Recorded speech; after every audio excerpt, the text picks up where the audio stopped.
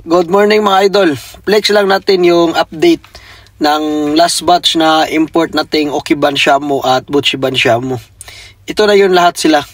Marami mga idol, maraming Buchiban Shamu at marami ding Okiban Shamu. So ito ngayon, panoorin yung mga idol, nasa 2 months old plus na. Meron din tayong Buchiban Shamu Asagi. Ito yung mga abuhin na Buchiban Shamu. Flex lang natin. Ang may hawak nito sa Pilipinas ay si Edcha Perepa. Siya ang nag-alaga doon sa Pilipinas ng mga import na Okiban Shamu at Buchiban Shamu. Meron tayong 6 na bagong Okiban Shamu. Ito yun mga idol.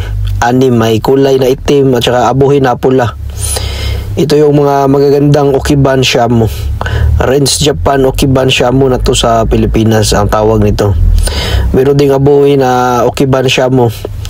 Ito yun sila mga idol. 6 na Okiban Shamu. Meron din tayong 10 Buchiban Shamu na import mga idol. Ito yung mga Buchiban Shamu Asagi natin. Kunti lang ang stag. Magaganda ang mga Buchiban Shamu na tayuan nila. Sobra 3 kilos to sila yung parents nila. From Kyushu, Japan. Ito yung bagong Renz Japan na Buchiban Shamu. 10 sila lahat mga idol. Abangan natin pag lumaki.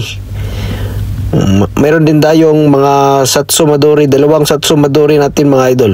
Ito yung pang crossbreed natin sa Texas. Ito na yung kabuhan, lahat ng import natin na last batch.